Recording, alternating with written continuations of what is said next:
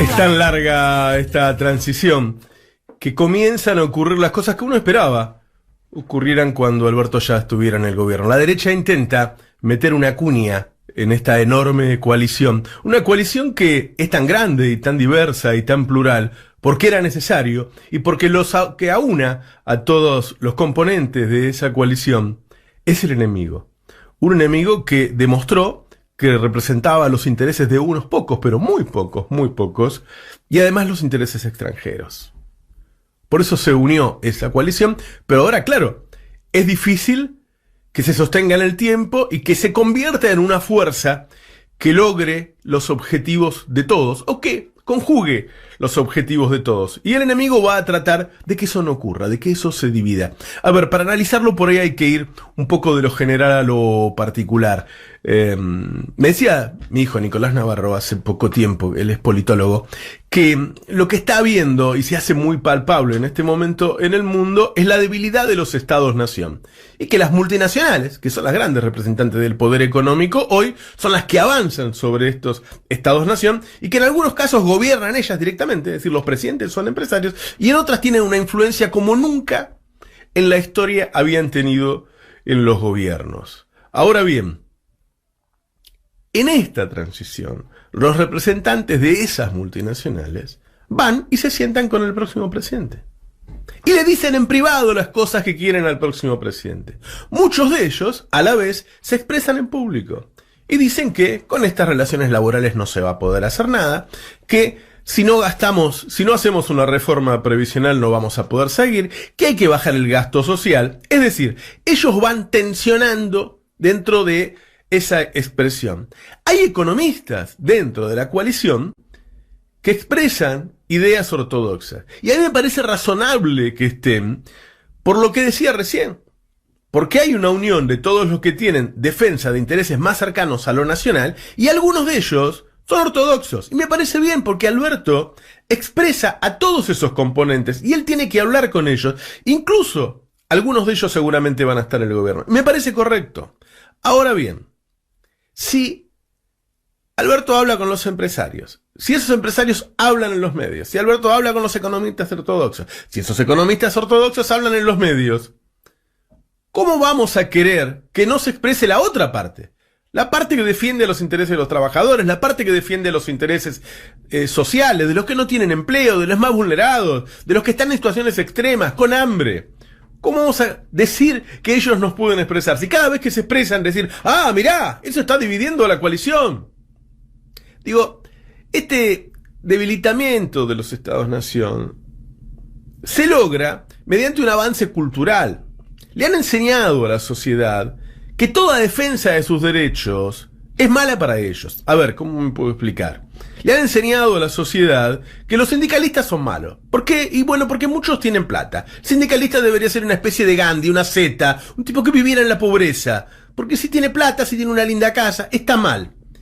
Le han enseñado que las organizaciones sociales, que tienen como defensa cortar la calle, porque no pueden hacer otra cosa, porque no tienen trabajo, no pueden ejercer el derecho a huelga. ¿Y de qué otra manera podés manifestarte vos y llamás la atención y hacer que alguien tome una decisión a favor tuyo? Si no jodés a alguien. El trabajador jode al empresario, le saca la fuerza de trabajo, entonces el empresario dice, bueno, le voy a dar un aumento. ¿Qué hace ese sector vulnerado cuando necesita comida, cuando tiene que darle de comer a su familia? No puede hacer huelga. Tiene que manifestar su disconformidad en la calle, como se ha manifestado, por otro lado, desde, de la Revolución Francesa, por decir algo, dentro de los estados republicanos, pero desde siempre. Desde siempre. Y dice, bueno, pero en Argentina pasa demasiado. Sí, lo que pasa demasiado en Argentina es el hambre. Eso es lo que pasa demasiado. Hay un nivel de injusticia tan grande que las expresiones de queja son a la vez grandes. Ahora, si no existieran las organizaciones sociales, ese reclamo sería caótico. Cada uno saldría de su casa a asaltar supermercados. Y hemos llegado a una madurez de nuestra democracia que hace que aún en un país tan injusto, donde producimos comida para 580 millones y 5 millones tienen hambre, no haya saqueos, no haya violencia. No miremos las cosas que pasan, miremos las que no pasan. Miremos que no hay gente saqueando, que no hay violencia, que el hambre no se manifiesta en violencia. Quiere decir que esas organizaciones sociales son positivas, incluso para el que está dentro del sistema. Lo puede hacer retrasar un poco para llegar al trabajo, para llegar al cine, para llegar a ver a un amigo. Pero no hay una violencia. Y vos decís, pero lo normal es que haya violencia. Sí, en los lugares en donde hay semejante grado de necesidad en el mundo, lo hay. Digo, ha habido violencia en Francia, donde los tipos viven muy bien. Y ha habido violencia. Salieron a quemar autos, salieron a hacer desastres. En Argentina no pasa eso. En Argentina hay un tipo que te corta la calle. Y todos nos ponemos a discutir sobre eso. Y cuando aparece un dirigente social que tiene su propuesta, que te puede no gustar, por ahí no es la correcta, o por ahí te la contaron mal, como dijo Alberto, no es la propuesta de la reforma agraria de Rusia, es la de Brasil, que está acá al lado. Y ya la hizo. Ahora, el tipo no puede ni hablar y a partir de ahora se transformó en Frankenstein y es juzgado incluso por otros componentes de la coalición que no quieren que se discuta eso. Ahora, yo no escucho a los políticos que están alrededor de Alberto condenando lo que dice el dueño de una multinacional que pide una reforma laboral. Pero sí los escucho condenar a Grabois y decir que, por ejemplo, habla fuera de tiempo porque todavía estamos en la transición. Bueno, la transición es larga. La transición es larga. Y si hay sectores que están expresando presiones sobre el candidato para que se corra hacia la derecha, es lógico que haya presiones de otros para que se corra a la izquierda. Ahora bien, ¿cuál es la respuesta que debería dar un movimiento tan amplio como este a esas presiones y a esa requisitoria de los medios que empiezan a hablar que la coalición se rompe, que la coalición esto, que la coalición lo otro? Es que estén todos adentro. Es que estén todos adentro. Los representantes de los que están en la calle en este momento tienen que estar adentro de la coalición. Grabois no tiene que ser corrido, tiene que ser incluido, tiene que sentarse a la mesa, tiene que tener voz. Y eso no quiere decir que se haga lo que dice Grabois. Quiere decir que si vos los excluís, son un problema y entonces sos funcional a los que te están presionando para romper la coalición. Y la rompiste antes de que empezara a gobernar. Entonces va a haber que tener mucho cuidado para cuidar esta enorme fuerza que nos da una gran oportunidad de recuperar los derechos que perdimos y de crecer y de desarrollarlos y que nos vaya bien a todos, desde el dueño del campo hasta el tipo que está sin comer hoy. Pero las presiones de ellos siempre van a ser más grandes, porque tienen más poder, porque tienen un megáfono más grande, porque tienen lugares donde expresarse y entonces tienen la hegemonía que les permite demonizar a las voces de queja. Y otra cosa, miren, si a mí me cuesta pagar el supermercado, yo imagino lo que le debe costar al resto. Entonces dejemos de poner en duda que hay hambre. Hay hambre. ¿O querés que te lo demuestren de una manera peor? Lo están demostrando en paz. Hay hambre. Entonces discutamos sobre la base de que sabemos que hay hambre. Porque si negamos que hay hambre, entonces no podemos trabajar sobre el problema que tenemos. Pero el peligro es que se está atacando a ese próximo gobierno desde ahora. Bueno, buen día, Roberto Navarro. ¿Cómo andamos? ¿Cómo va? Bien, ¿y vos? Este mes cumplimos un año en la radio, me decía ahora. Mariano Mogni recién. Sí. ¿El 17? O sea, el asado de las pasos se viene ahora, entonces. Se junta todo. Ah, claro. Sí. Hacemos un asado solo. Estábamos hablando en el corte del precio de la comida, ¿no? Estamos todos, Yo le contaba acá en la mesa que es tan grande la cuenta del supermercado que hacía mucho que no miraba y digo, voy a mirar qué es lo que cuesta tanto y todo cuesta tanto. Claro. Todos los precios. Entonces, a mí me llama la atención que se desconfíe de que hay hambre, que se diga, no, bueno, esto es una cosa de la oposición. ¿Qué persona no le llama la atención lo que sale o no le cuesta un poquito ir al supermercado? O no bajó de marca o no cambió de consumo. Yo hay cosas que directamente he dejado, dije, bueno, no, esto no lo traigas más, no tiene sentido, uno no puede gastar esa plata, ¿no? Además hacer la relación de cuánto te cuesta a vos juntar esa plata y en cuánto se te va. Claro. Te compras claro. un queso rallado. Bueno, claro, ese tipo de cosas que vos decís, no, ¿viste? Sí. Pero además llegamos a naturalizar cosas como que, por ejemplo, hoy en día alguien te dice, compré un morrón rojo, y lo mirás con cara de... Como en otra época mirabas al que decía, me compré una buena botella de whisky o me compré unos pasajes para irme de vacaciones. Porque son productos que en nuestra infancia estaban incorporadísimos a la diaria y que hoy en día tienen precios prohibitivos. Caes a una casa que te invitan a cenar con un cuarto kilo de uvas y sos Gardel. Sí, ¿No claro. vieron ustedes que hay en los supermercados, por ejemplo, alimento con sabor a queso rallado? No es Sí. queso rallado, Sí, pero sí. está saborizado con eso. Es queso rallado rebajado con almidón, Ni básicamente. siquiera queso tiene. Me dijo mi amigo el frigorífico, no tiene ni queso, sabor. Ellos saben que la gente se acostumbra a todo. Yo me acuerdo cuando empezó los tarifazos, que investigamos mucho con Darío Gaño, y hay países, creo que el más cercano, el más conocido es República Dominicana, donde la electricidad se vende por hora.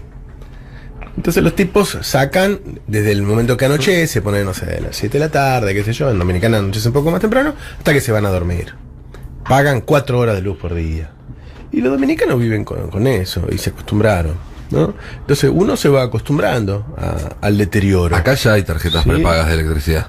Claro, y sí, todavía, sí, digamos, sí, no, sí. no Es permearon muy en la minoritario. sociedad porque Es es muy un minoritario. método muy Claro. agresivo. Pero existe gente que dice, bueno, yo este mes puedo pagar 500 pesos de electricidad, compro los 500 pesos, los uso mientras duran y cuando no, Claro. se acabó. Y ahí hay todo un tema, porque cuando a vos te llevan muy abajo, quizás tus reclamos mengüen, quizás tu aspiración sea menor, ¿no? Quizás ya no pienses en volver al lugar en el que estabas, sino en recuperar, qué sé yo, la electricidad o el morrón. Bueno, en ese sentido, ¿No? creo y que antes vos estabas pidiendo irte de vacaciones, ¿no? creo que a eso se refería en su momento Néstor y Cristina cuando hablaban de recuperar la autoestima de los argentinos, algo que fue un leitmotiv de Claro. los gobiernos de ellos y que ahora se vuelve a poner, digamos, en agenda, porque es eso, digamos, es volver a sentir que mereces lo que podés tener y no Claro. como decían. Es lo que yo le decía a Cristina el otro día en Posadas, digo, estamos hablando todo el tiempo de economía, digo, porque de última te reducen a eso. Digo, de lo que estás hablando, de lo que te falta, de lo que no llegás, o sea, te bajan el nivel de la discusión a lo que necesitas para llegar hasta mañana, ¿no? Claro. Y no puedes hablar de otros derechos, no puedes hablar de Ahora- cultura, no puedes hablar de... Uno pensaba que ese pensamiento era hegemónico y los votos dijeron que no. Mm. Pero los medios lo sostienen como hegemónicos. O sea, a Alberto le preguntan por Grabois como si le preguntara por Frankenstein. ¿Cómo se lleva con Frankenstein? Y Alberto dice, no, bueno, en realidad es un muchacho que viene, ¿no? Y charla acá conmigo, normal, y trata de que los que están alrededor de él, que él vive con ellos ahí, qué sé yo, puedan comer. Ah, bueno, está bien con Frankenstein entonces. ¿Entendés? O sea, los tipos... Si bien el voto demostró que ese pensamiento no había calado tan profundo, en los medios sigue absolutamente instalado. Y cualquier tipo que reclame, porque vos no estés de acuerdo con el reclamo, o sea, está anulada la posibilidad de presentar cualquier variable y está relativizado el problema. O sea, se relativiza el hecho de decir, ¿hay hambre en serio? Se preguntan, Sí. ¿no? En la tele, bueno, puede haber alguno que... Pero, loco, estamos todos al borde del hambre. Bueno, que ahí también tienen un rol fundamental los auspiciantes, ¿no? Digo, las cadenas de supermercados tienen ganancias extraordinarias comparado con sus países de origen. Lo dijo el presidente de Cencosud. Dijo, a Macri habría que hacerle un monumento. Lo dijo en agosto de este año. Claro. O sea, ese tipo, Cencosud, Carrefour, Walmart, o sea, tienen rentabilidad, el doble o el triple de rentabilidad que tienen sus países de origen. Así es. Y ese es el precio de la comida. Digo, más allá que después venden otras cosas. Pero ese es el precio de la leche. Que cuando vos hablas con los, no sé, Tambero, típica. Tambero, cada vez hay menos tambos, poner incentivo. Claro, el tambero se lleva 10 mangos y a vos te la venden a 70. ¿Qué pasó en el medio que se Pasa lo multiplicó mismo por con el 7? yerbatero, claro. Y ahí, con el tema que vos decías de los medios, que se discutió 1000 veces, cuánto afectan los medios, y después sale el resultado de las elecciones y dicen, no, vieron que los medios no afectan nada, podemos seguir diciendo barbaridades libremente. Los medios definitivamente no quedó claro que no son, en todo caso, el único factor, pero sí condicionan muchísimo en el seteo de agenda, y también en el seteo de qué es normal y qué no es normal, qué es esperable y qué no es esperable.